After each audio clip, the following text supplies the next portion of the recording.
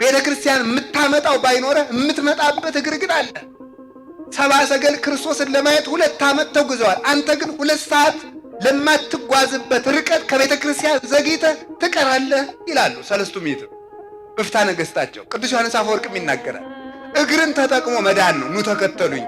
ሌላው በግብር ምሰሉኝ ነው። ትሁት እንደሆነ ትሁት መሆን፣ ፍቅር እንደሆነ ሰውን መውደድ፣ ለሰው እንደኖረ ለሰው መኖር፣ ሰው እንደሚያድን ሰውን ለማዳን መሮጥ፣ ይህ ክርስቶስን መምሰል ነው። ራስን ድሃ ማድረግ፣ ፍጹም ትሁት መኖር፣ ራስን ለመከራ አሳልፎ መስጠት፣ በመከራ መክበርን መውደድ፣ ተሰቅሎ እንደተነሳ ራስን በመከራ አሳልፎ ሰጥቶ ክብር ማግኘትን መውደድ። ይሄ አንዱ ሰዎችን የሚጠራቸው ክርስቶስ በትምህርት ነው፣ በወንጌል ኑ ተከተሉኝ። በእግራችሁም ነው በስራችሁም እኔን ምሰሉ ማለት ነው። ልጅ አባቱን ካልመሰለ እናቱን ያሳማል።